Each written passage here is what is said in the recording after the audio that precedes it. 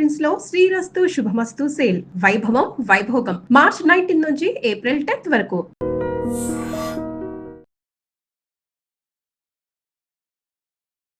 Hi, welcome to I dream. నేను మీ రాజా పెద్ది.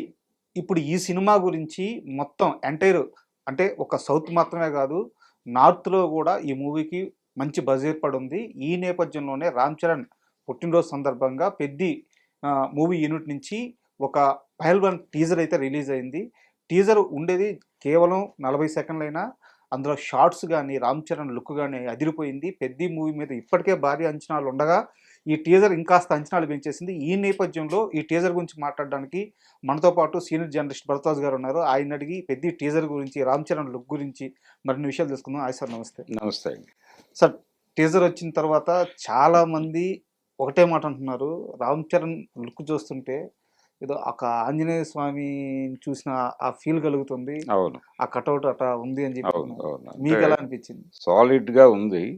ఆయన అంటే ఆయన విగ్రహం సాలిడ్ గా ఉంది. సార్, ఆ సాలిడ్ గా ఉండటంతో పాటు గద పట్టుకుని కూర్చున్నటువంటి పోస్చర్ ఏదైతే ఉందో అది జనాల్ని విపరీతంగా అట్రాక్ట్ చేస్తోంది. సార్, అది ఆయన పేరు రామ్ చరణ్. రామ్ చరణ్ అంటే రాముడి చరణాల దగ్గర ఉండేవాడు ఆంజనేయ స్వామి. సార్, ఆంజనేయ స్వామి భక్తుడు ఆయన తండ్రి గారు, సార్. అందుకని కొడుక్కి ఆ పేరు పెట్టుకున్నాడు. ఇప్పుడు ఆ పేరుకి సార్థకత చేకూరే పద్ధతిలో ఆ గెటప్, ఆ పోస్చరు నడిచింది.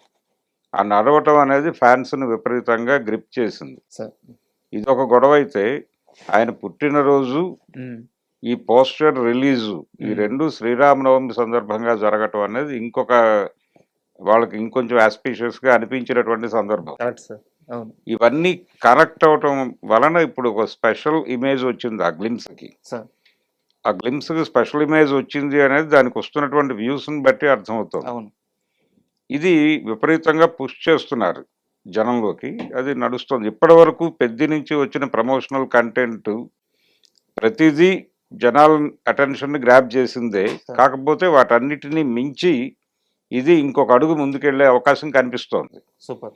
మేకింగ్కి సంబంధించి అలాగే ఇప్పటి వరకు మనకి పెద్ద సినిమా స్పోర్ట్స్ బ్యాక్గ్రౌండ్లో జరిగే సినిమా అని వాళ్ళు ముందే చెప్పారు. అయితే కేవలం పర్టికులర్గా ఒక క్రీడ అన్నట్టుగా నడిచింది. కానీ ఇక్కడ వచ్చేసరికి కుస్తీ పోటీల వ్యవహారం, మల్ల యుద్ధ పోటీల వ్యవహారం ఏదో కనిపిస్తోంది. ఈ మల్ల యుద్ధ పోటీలను ఇండికేట్ చేస్తూ ఒక డైలాగ్ ఉంది అవతల వైపు నుంచి. అంటే రామ్ చరణ్ కి ప్రత్యర్థి పాత్రని చూపించలేదు కానీ డైలాగ్ వినిపించాడు.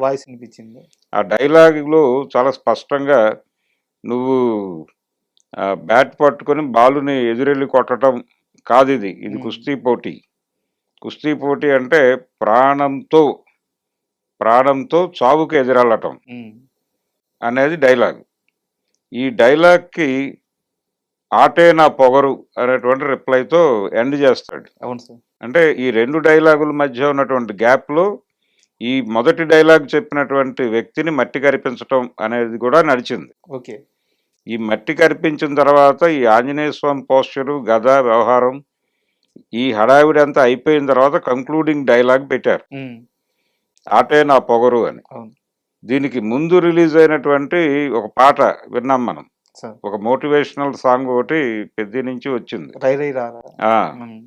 ఆ పాటలో ఊరి యువతని మొత్తాన్ని కూడా స్పోర్ట్స్ వైపు డ్రైవ్ చేస్తూ నడుస్తుంది అదంతా. అంటే ఏదో సాధించటం అనేది ఈ క్రీడా నేపథ్యం వెనకాల ఉంది అనేది అర్థమవుతోంది. ఎవరినో సాధించటం అది కేవలం ఏదో క్రికెట్టో లేకపోతే ఒకటో కాదు, టోటల్ స్పోర్ట్స్ ఏరియా. మేబీ అంటే ఢిల్లీలో కూడా షూట్ జరిగింది దీనికి సంబంధించి. ఢిల్లీలో జరిగింది, స్టేడియంలో షూట్ అన్నారు నిన్న మొన్న. ఆ స్టేడియం షూట్ సందర్భంగా ఆయన గాయపడ్డాడు అనేది కూడా విన్నాం మనం. కంటి దగ్గర ఏదో చిన్న గాయమైంది, రోప్ కట్ అయి. దానికి సంబంధించి ట్రీట్ చేసినటువంటి డాక్టర్ గారికి అభినందనలు చెప్తూ చిరంజీవి గారు ట్వీట్ చేశాడు. అయితే అది చిన్న గాయమే. ఆయన నిన్నే సెట్కి వచ్చాడు, అభిమానుల్ని కలిశాడు. అక్కడ నిన్న అభిమానుల మీటింగ్ ఒకటి నడిచింది. ఈ అభిమానుల మీటింగ్ నుంచి కొంతమంది వెళ్ళి ఆయన్ని కలిశారు, అక్కడ సెట్లో కలిశారు, వాళ్ళతో మాట్లాడారు. ఆ ఫోటోలన్నీ బయటకు వచ్చినాయి కాబట్టి ఒక కాన్ఫిడెన్స్ వచ్చింది జనాలకి.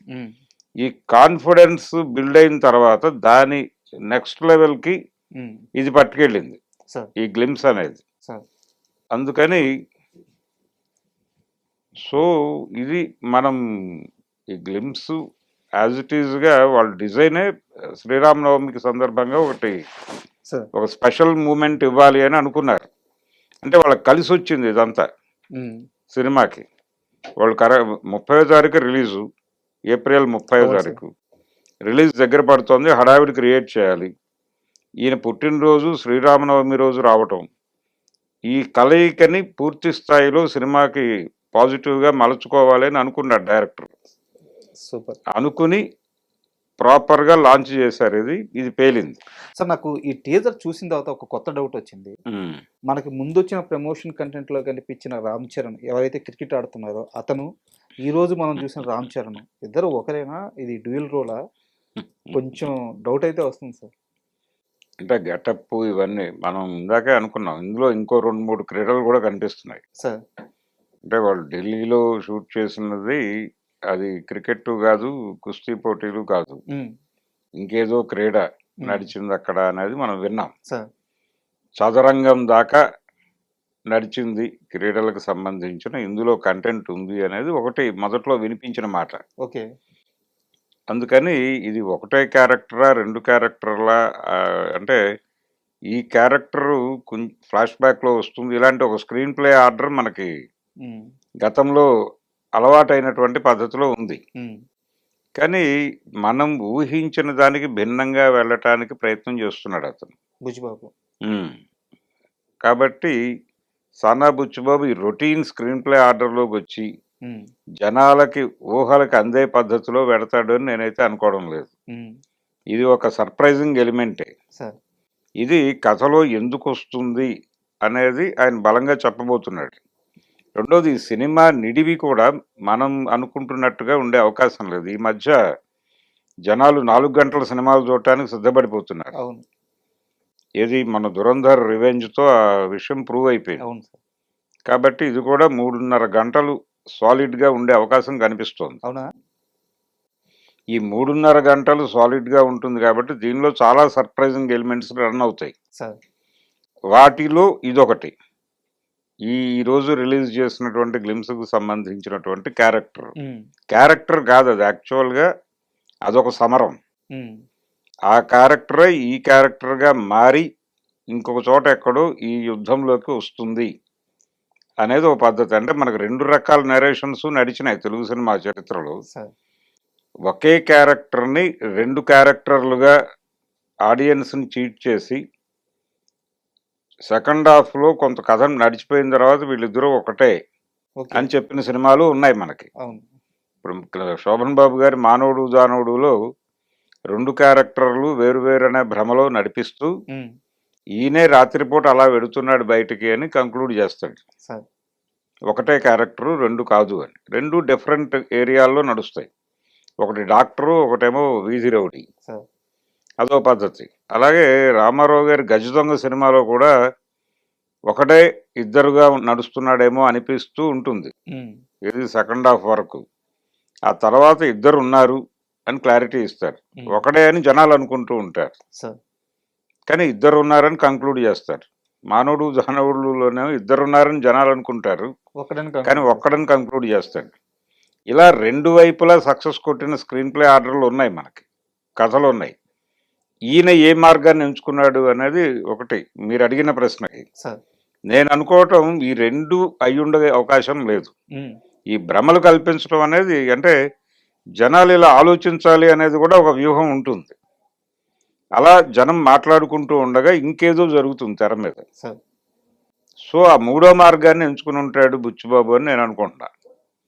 సినిమా మీద చాలా కేంద్రీకరణ ఉంది వీళ్ళకి. అయితే స్పోర్ట్స్ బ్యాక్డ్రాప్ అనగానే స్పోర్ట్స్ మాఫియా ఏవైనా ఇన్వాల్వ్ అయిందా, దాని తాలూకా కంటెంట్ ఏదైనా ఈ సినిమా కోసం వాడారా? ఇప్పటి వరకు మనకి స్పోర్ట్స్ సినిమా అనగానే ఒక నేరేటివ్ ఉంది. అంటే ఎవరో ఒక బలహీన వర్గాలకు చెందినటువంటి వ్యక్తి వాడు ఒక అచీవర్గా మారాలి అనుకున్నప్పుడు వాడికి మధ్యలో ఉండే సాధక బాధకాలు, ఒక అద్భుతమైన గురువు దొరకటం, ఆ గురువు వీడిని మలచటం, అంతర్జాతీయ స్థాయిలో వీడు సక్సెస్ అవటం ఈ పద్ధతిలోనే మనం కథలు చూస్తూ వచ్చాం. సార్ ఏది అశ్వని దగ్గర నుంచి మొదలు పెడితే భద్రాచలం గాని భద్రాచలం ఇవన్నీ అదే ఇవన్నీ కూడా. లైన్ లో నడుస్తాయి. అవును. కానీ ఇది ఆ లైన్ కూడా అనిపించట్లేదు. ఆ లైన్ ఏమో అనిపించే ఛాయలు కూడా ఉన్నాయి. కానీ అది కూడా కాదు అది కూడా అయి ఉండే అవకాశం కనిపించట్లేదు. సార్. అంటే దీనిలో రకరకాల అంశాలని మిళితం చేసి ఒక క్లాస్ వారు, ఒక కాస్ట్ వారు, వీటన్నిటినీ కలిపి ఒక ఉన్నత వర్గాలని లేకపోతే అగ్రకులాల ఆధిపత్యాన్ని దెబ్బ కొట్టడం కోసం ఊరి యువతని మొత్తం ఒక్కటి చేయటం అనేది కూడా ఒక ఎలిమెంట్ గా నడుస్తుంది అని అనిపిస్తోంది. సార్. ఈ క్రమంలోనే స్పోర్ట్స్ మాఫియా ఇన్వాల్వ్మెంట్, వాళ్ళు ఎలాంటి అంటే ఎవరినైనా వాడేసుకునే ప్రయత్నం చేస్తారు. Correct correct. అవును. ఈ వాడకాలకు సంబంధించి జరుగుతున్నటువంటి దారుణాలు, క్రీడాకారుల జీవితాల్లో వస్తున్న మార్పులు, వీటిని అడ్రస్ చేయడానికి ఒక బిగ్గర్ రేంజ్కి ఆ క్యారెక్టర్ వెళ్ళిపోయే అవకాశం కూడా కనిపిస్తోంది. సో అంటే స్పాన్ అనేది చాలా వైడ్ గా ఉండబోతుంది. వైడ్గానే ఉండబోతోంది అనేది మనకి ఇప్పటివరకు వాళ్ళు బయటకు వదిలిన ప్రమోషనల్ కంటెంట్ నుంచి అర్థమవుతోంది. సార్. కాబట్టి ఇది 3.5 గంటల సినిమా అయ్యే అవకాశం ఉందని చెప్తున్నాను. మీరు చాలా బలంగా చేస్తున్నారు. మీకు ఏమైనా చిన్న లీక్ ఏమన్నా తెలిసిందా? లేదు లేదు, ఏం లేదు, నేను ఊహిస్తున్నాను అంతే. ఓకే. రెండోది, ఇప్పటి వరకు వాళ్ళు 2 భాగాలు 3 భాగాలు అనే మాట ఎక్కడ మాట్లాడలేదు. అవును. రిలీజ్ డేట్ దగ్గరకు వచ్చేస్తోంది. సార్. షూటింగ్ ఏప్రిల్ 15 వరకు నడుస్తుంది అనే మాట వింటున్నాం. ఇప్పుడు ఈ గ్లిమ్స్ నుంచి ఒక కొత్త ఏరియా ఓపెన్ చేశాడు. సార్. ఇప్పుడు ఓపెన్ కాని ఏరియా ఒకటి ఉంది ఇంకా. దీనికి సంబంధించి సుకుమార్ గాని ఆయన టీం డైరెక్టర్స్, అంటే ఆయనతో ట్రావెల్ అయ్యి తర్వాత డైరెక్షన్లోకి వచ్చినటువంటి మెగాఫోన్ పట్టుకున్న వాళ్ళు కూడా ఐటమ్ సాంగ్స్కి ఒక స్పెషల్ స్టేటస్ ఇస్తూ వస్తున్నారు. సార్. కాబట్టి సుకుమార్ సినిమా అనగానే ఐటమ్ సాంగ్ ఎలా ఉండబోతోంది అనేది కూడా ఒక ప్యారలల్ చర్చ నడుస్తుంది. ఇందులో సుకుమార్ రైటింగ్స్ వాళ్ళు కూడా సహనిర్మాతలు. సార్. అందులో రామ్ చరణ్, ఆయన చేయబోయే తర్వాత సినిమా హీరో ఈయనే. అవును. కాబట్టి ఇది కూడా స్పెషల్గా ఉండాలి. ఇందులో ఐటమ్ సాంగ్ ఎవరిని వాడతారు అంటే ఆల్రెడీ ఇంతకుముందు శ్రీలీలని వాడారు, సార్. అంతకు ముందు సమంతని వాడారు. అవును. ఇలా నడుస్తూ వస్తోంది. పూజా హెగ్డే కూడా చేసింది అవును. రంగస్థలం. ఈ ప్రయాణంలో ఇప్పుడు ఎవరు, వాట్ నెక్స్ట్ అనేది ఒక ప్రశ్న సో ఉంది. ఇది కూడా ఒక సర్ప్రైజింగ్ ప్యాకేజ్ ఉందంటారు. ఇది ఉంది నెక్స్ట్. అయితే నేనేమనుకుంటున్నానంటే ఇది పాన్ ఇండియా సినిమా అంటున్నారు. ఆయనకు గ్లోబల్ స్టార్ ఇమేజ్ ఉంది. ఆయనకు ఆల్రెడీ ప్రపంచ మార్కెట్లోకి ఎంట్రీ ఇచ్చున్నాడు RRRతో. ఆ అడ్వాంటేజ్ తీసుకుని ఈ సినిమాని అంటే ఇతర భాషల్లోకి, ఇప్పుడు రాజమౌళి చేస్తున్న ప్రయోగం అదే 120 నుంచి 160 భాషలు అంటున్నారు. అంటే ఫ్రాన్స్లో ఫ్రెంచ్లో రిలీజ్ అవుతుంది ఆ సినిమా, స్పెయిన్లో స్పానిష్లో రిలీజ్ అవుతుంది. అలాంటి మోటివేషన్ ఏదో ఓ ప్రోగ్రామ్ నడుస్తుంది, ఆలోచన వారణాసికి. అలాంటి ఆలోచన వీళ్ళు కూడా ఏమైనా చేస్తున్నారా? ఈయన అంటే ఈ ముఖం తెలుసు, అక్కడ రామ్ చరణ్ అనే ముఖం తెలుసు అనే అడ్వాంటేజ్ పట్టుకుని కొత్త మార్కెట్లు ఓపెన్ చేసుకుంటూ వెళ్ళటమే. ఆ ప్రయోగం చేస్తున్నారు అనడానికి సాలిడ్ ఇన్ఫర్మేషన్ ఏం లేదు ఇప్పటిదాకా. కాబట్టి ఇది పాన్ ఇండియా లెవెల్లోనే ఆలోచిస్తున్నారు అనుకుంటే, అలా గనక కన్ఫైన్ అయితే ఈ కంటెంట్కి సంబంధించి ఈ 4 ప్రధాన భాషలు ఉన్నాయి. అంటే తెలుగు, తమిళ్, మలయాళం, దాంతోపాటు హిందీ. ఈ లాంగ్వేజెస్ నుంచి 4 హీరోయిన్లను తీసుకుని ఆ ఐటమ్ సాంగ్ ప్యాక్ చేసిన ఆశ్చర్యం లేదు. మేము మార్కెట్ని గ్రాప్ చేయటమే మా ప్రోగ్రామ్ కాబట్టి మేము ఈ తరహాలో వెళ్ళబోతున్నాం అని ఆయన రేపు పొద్దున్న సర్ప్రైజ్ చేయవచ్చు. మీకేదో చిన్న ఇన్ఫర్మేషన్ వచ్చినట్టుంది. లేదు లేదు లేదు, మామూలుగా చెప్తున్నాను ఊహించి. సో ఇలాంటి ప్రమాదం కూడా ఒకటి ఉండే అవకాశం ఉంది. ఇప్పటి వరకు బయటకు వచ్చేది అంటే వాళ్ళు నెక్స్ట్ షూట్కి వెళ్ళబోయేది అదే. ఈ యాక్షన్ ఎపిసోడ్ ఏదో నడుస్తుంది, ఇది అయిపోయిన తక్షణం వాళ్ళు వెళ్ళేది సాంగ్ టేకింగ్కి. అది అయిపోతే జాన్వీ కపూర్కి ఈయనకి మధ్యలో ఏవో కొన్ని సీన్స్ బ్యాలెన్స్ ఉన్నాయంటున్నారు. అది వాళ్ళిద్దరు సోలో షార్ట్స్ ఏవో అవి కంప్లీట్ చేసేస్తే సినిమా అయిపోతుంది. రెండోది, చాలా మంది ఏమనుకుంటున్నారంటే సినిమా మేకింగ్ అయిపోయిన తర్వాత ఈ హార్డ్ డిస్క్లు పంపించి విఎఫ్ఎక్స్ ఆ వ్యవహారాలన్నీ తర్వాత జరుగుతాయి అనుకుంటున్నారు. ఇప్పుడు ఆ పరిస్థితి లేదు. ఇప్పుడు ప్రతిదీ ప్యారలల్గానే జరుగుతోంది. అవును. సేమ్ డే అంటే విజువల్ ఎఫెక్ట్స్ టీమ్ కూడా షూటింగ్ స్పాట్లో వాళ్ళు కూడా క్యారీ అవుతున్నారు. వాళ్ళకి కావలసిన లొకేషన్స్ మార్క్ చేసుకుని, అంటే ఎక్కడ వాళ్ళు ఎంటర్ కావాల్సి వస్తుందో వాళ్ళు సెట్లోనే మార్క్ చేసుకుంటున్నారు. అవుట్డోర్ లొకేషన్స్లో కూడా వాళ్ళు మార్క్ చేసుకుంటున్నారు. ప్యారలల్ వర్క్ గా వెళ్ళిపోతుంది. అయిపోతుంది. ఈ రోజు షూట్ ఈ రోజు వాళ్ళ పని వాళ్ళు చేసేసుకుంటున్నారు. ఎడిటింగ్ అయిపోయిన మరుక్షణం కంటెంట్ పట్టుకెళ్ళిపోయి వాళ్ళు కొట్టేస్తున్నారు. పోస్ట్ ప్రొడక్షన్ అంటూ సపరేట్ గా ఒక టైం లూప్ పెట్టుకొని అంత అవసరం లేదు, ఇప్పుడు అన్ని ప్యారలల్ గా నడిచిపోతున్నాయి. అందుకని చాలా మంది ఏమనుకుంటున్నారంటే ఇది రిలీజ్ డేట్ వీళ్ళు 30 అని చెప్తున్నారు, ఏప్రిల్ 30 అని అనౌన్స్ చేశారు, 15 వరకు షూటింగ్ జరుగుతుంది అంటున్నారు. అవుతుందా అవదా అనేది ఒక గొడవ ఉంది. కానీ ఈ రోజు వీళ్ళు గ్లిమ్స్ లో కూడా మరోసారి నిర్ధారించారు, అవును సార్, ఏప్రిల్ 30 మేము వస్తున్నాము అని. అయితే ఈ ప్రమోషనల్ వర్క్ ఒకటే కీలకం దీనిలో. మేకింగ్ కి సంబంధించిన కన్ఫ్యూజన్స్ ఏమీ లేవు ఎవరికి. ప్రమోషన్ కి సంబంధించి మాత్రమే ఉంది. అంటే ప్రతి లాంగ్వేజ్లోనూ ఈ సినిమాని పరిచయం చేసుకుంటూ వెళ్ళాలి. ఏ లాంగ్వేజ్కి వెళుతున్నారో ప్రతి చోట కూడా సోషల్ మీడియా దగ్గర నుంచి మెయిన్ స్ట్రీమ్ మీడియా వరకు వీళ్ళు ఈ సినిమా గురించిన చర్చలు జరుపుతూ ఉండాలి నిరంతరం. అలా నడపటం ద్వారా మాత్రమే సినిమా ఆ లాంగ్వేజెస్లో పుష్ అవుతుంది. ఆ ఏర్పాట్లు ఏం చేస్తున్నారు, దానికి తగిన టైం తీసుకున్నారా అనేది ఒక్కటే తప్ప మిగిలినది ఏది కన్ఫ్యూజన్ లేదు పెద్దకి సంబంధించి. సార్ నాకు ఈ మొత్తం టీజర్ చూసిన తర్వాత అంటే ఒక చిన్న డౌట్ అని కూడా కాదు, కానీ రామ్ చరణ్ గారి డెడికేషన్ గురించి మాట్లాడాలనిపిస్తుంది సార్. ఎందుకంటే ఆ బాడీ ట్రాన్స్ఫర్మేషన్ కానీ, అవును, అంటే ఆయన ఒక మెగాస్టార్ కొడుకు, సూపర్ స్టార్ డమ్, అంటే కొత్తగా ఈ రోజు ఏం ప్రూవ్ చేసుకోవాల్సిన అవసరం లేదు. ఆయన చూడని హిట్ లేదు, ఆయన చూడని సక్సెస్ లేదు, పెద్ద మార్కెట్. బట్ స్టిల్ ఆ మేక్ ఓవర్ చూస్తే, ఆ ట్రాన్స్ఫర్మేషన్ చూస్తే ఒక రకమైన ఫస్ట్ ఆ షాట్ చూడగానే గూస్ బంప్స్ వచ్చినాయి సార్. వారసత్వం కోసం, అంటే వారసత్వం చాలా మందికి భారం కూడా అవుతుంది. దాన్ని నిలబెట్టుకోవడం కోసం, మెగాస్టార్ పేరు నిలబెట్టడం కోసం ఆయన పడుతున్న కష్టం, ఇంతమంది అభిమానులు కాపాడుకోవడానికి ఆయన పడుతున్న కష్టం. సో ఒక్కసారి మెగా పవర్ స్టార్గా, గ్లోబల్ స్టార్గా రామ్ చరణ్ ఆ డెడికేషన్ చూస్తే మీకు ఏమనిపిస్తుంది ఒక సీనియర్ జర్నలిస్ట్? అంటే ఇప్పుడు ఏదైనా సరే ఆయన ఎంట్రీ పాస్ మాత్రమే సార్. నెపోటిజం అనేది సార్ ఒక ఎంట్రీ పాస్ లాంటిది. ఎంటర్ అయిన తర్వాత ఎవరి యుద్ధం వాళ్ళు చేసుకోవాల్సిందే. కరెక్ట్. ప్రస్తుతం ఉన్నటువంటి పోటీ సినిమా రంగంలో అన్ని విధాల కంటెంట్ పరంగానూ పోటీ ఉంది. అలాగే హీరోలు వాళ్ళ ఎలివేషన్స్కి సంబంధించి, అలాగే వాళ్ళ నటనకు సంబంధించి విపరీతమైన పోటీ ఉంది. ఎలా తెర మీద తన్ని తాను ప్రమోట్ చేసుకుంటున్నాడు, ప్రొజెక్ట్ చేసుకుంటున్నాడు, ఇవన్నీ గమనిస్తుంది ప్రపంచం. అందుకని వాళ్ళు చాలా కాన్షియస్గా ఉంటున్నారు. గతంలో కంటే ఎక్కువ శ్రమ తీసుకుంటున్నారు. ఈ ఎక్కువ శ్రమ తీసుకోవడం అనేది అనివార్యమైంది, ఎందుకంటే ప్రేక్షకుల ఆలోచన స్థాయి పెరిగింది. ఆ పెరిగిన ఆలోచన స్థాయిని అందుకోవటం కోసం పడుతున్న తిప్పలవి. అందుకని ఆయనకి ఇక్కడ తన తండ్రి తాలూకా ఇమేజ్ని, లేకపోతే ఆయన పరువు నిలబెట్టాలి, ఇవన్నీ ఓకే. ఇవన్నీ కాదు, ప్రస్తుతం ఉన్న జనరేషన్, ప్రస్తుతం ఉన్న ఆడియన్స్ని, ఈ తరంలో ఉన్నటువంటి ప్రేక్షకుల్ని మెప్పించడం అనేదే టార్గెట్. వీళ్ళని సర్ప్రైజ్ చేయాలి థియేటర్లో. ఆ సర్ప్రైజ్ చేయడానికి తన గెటప్ దగ్గర నుంచి ప్రతిదీ దోహదపడాలి. అందుకోసం తన్ని తాను ఏం చేసుకోవడానికైనా సిద్ధపడిపోతున్నారు హీరోలు. ఎటువంటి రిస్క్ అయినా ఏదైనా చేయటానికి వాళ్ళు ముందుకు వస్తున్నారు. మేము చేస్తాం, మీరు డిజైన్ చేయండి ప్రాపర్గా అని అడుగుతున్నారు డైరెక్టర్లను. అందుకని ఆ ప్రెజర్లో నుంచి వస్తున్నది ఇది. ప్రేక్షకుల్ని మెప్పించటం అనేది ఇప్పుడు అంత ఈజీ కాదు, గతంలోలా కాదు.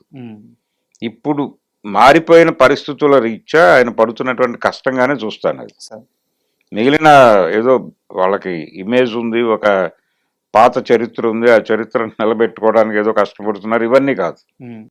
తన ఆడియన్స్ని తాను నిలబెట్టుకోవడంతో పాటు ఈ జనరేషన్ని తన వైపు తిప్పుకొని తనతో నడిపించుకోవటం కోసం కష్టపడుతున్నాడు. Super sir. అంటే పెద్ద అనగానే గత కొన్ని సంవత్సరాలుగా, అంటే ఎప్పుడైతే ఇది అనౌన్స్ అయిందో అప్పటి నుంచి, ప్రాజెక్ట్ అనౌన్స్ అయిందో అప్పటి నుంచి కూడా బుచ్చిబాబు అనగానే కొంతమందికి ఫస్ట్లో కొంచెం చిన్న డైరెక్టర్, కొత్త డైరెక్టర్ రామ్ చరణ్ హ్యాండిల్ చేస్తాడా చేయడా, ఇలాంటి డౌట్లు ఉండే. ఒక్కో ప్రమోషన్ కంటెంట్ రావడం, పాటలు రావడం, టీజర్ అవును. రావడం, ఈరోజు ఈ పైల్వాన్ టీజర్ రావడం, ఇయన్నీ ఒక్కోటి వస్తున్న కొద్దీ అన్నీ కూడా అందరి డౌట్స్‌ని ఈయన పటాపంచలు చేస్తూ వస్తున్నారు. అవును. బుచ్చిబాబు వర్క్ చూస్తే ఏమనిపిస్తుంది? అంటే తను చాలా బిగ్ స్కేల్‌లోనే ఆలోచించాడు ఈ సినిమాని. హ్మ్. ఆలోచించాడు. కొత్త ఏరియాలో కథను నడపాలనుకుంటున్నాడు. హ్మ్.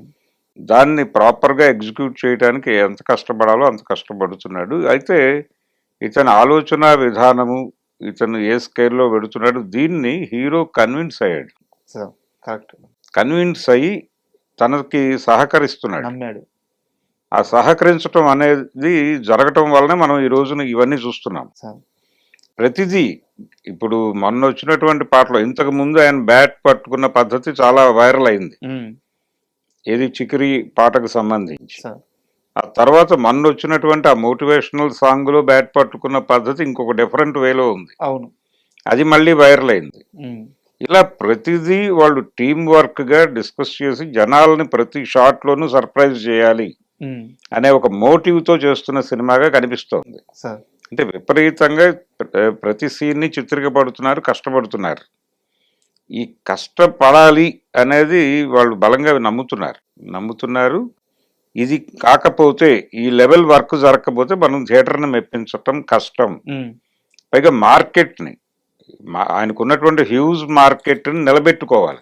సో, దాన్ని ఇబ్బంది పెట్టకుండా దాన్ని తిరిగి తన కంట్రోల్‌లోకి తెచ్చుకోవాలి. ఎందుకంటే ఈ మధ్య కాలంలో ఆయనకి 2, 3 ఇబ్బందికర సినిమాలు వచ్చినాయి అవును. రామ్ చరణ్‌కి.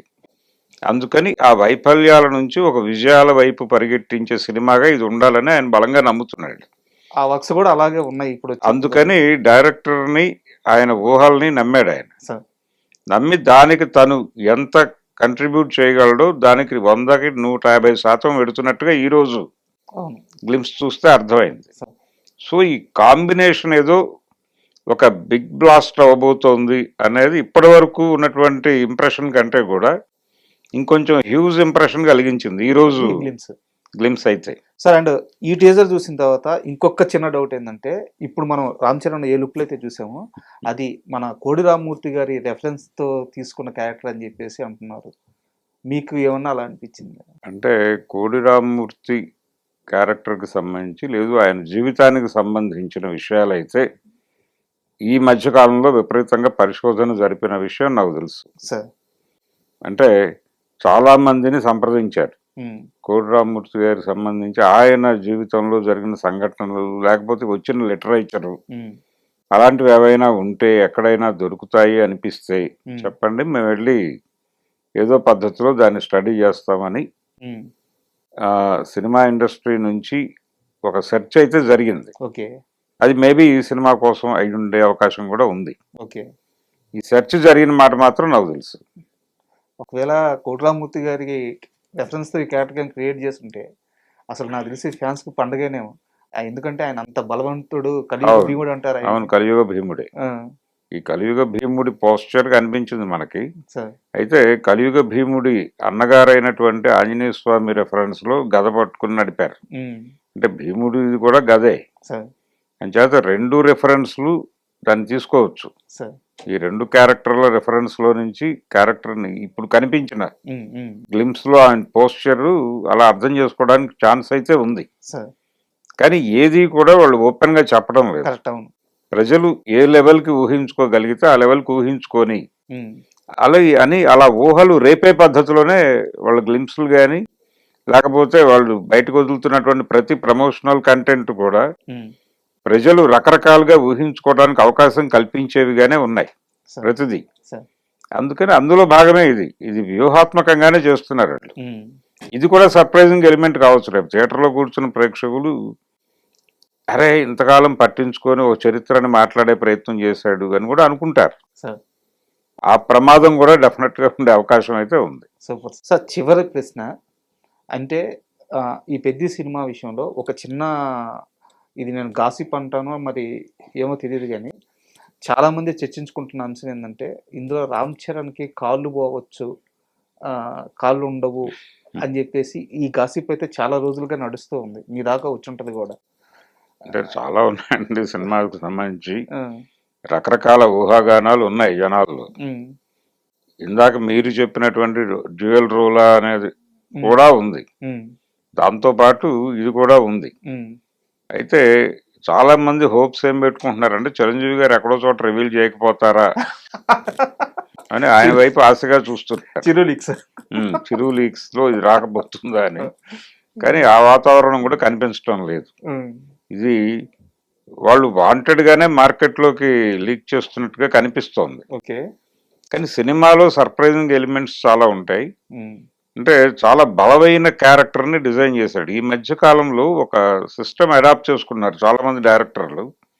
పర్టికులర్ గా పెద్ద మార్కెట్ ని ట్యాకిల్ చేయాలనుకునే ప్రతి డైరెక్టర్ చేస్తున్నటువంటి వర్కౌట్ ఏంటంటే హీరో క్యారెక్టర్ తో పాటు ఒక 5-6 క్యారెక్టర్లని విపరీతంగా డీటెయిల్స్ వర్కౌట్ చేస్తున్నారు. ఈ విపరీతంగా డీటెయిల్స్ వర్కౌట్ చేయటం అనేది రాజమౌళి ఈ మధ్య కాలంలో చేసిన డైరెక్టర్లో రాజమౌళి ప్రత్యేకం. అయితే ఇప్పుడు ప్రతి డైరెక్టర్ చేస్తున్నాడు. ఆ డీటెయిల్స్ వర్కౌట్ చేయటం వల్ల ఏమవుతుందంటే ఆ క్యారెక్టర్ డెప్త్ పెరుగుతుంది. ఇంత అవసరమా అని అనిపిస్తుంది కానీ పనిచేసేటప్పుడు అది ఎందుకు పనిచేసావు అనేది సినిమా చూసాక అర్థమవుతుంది.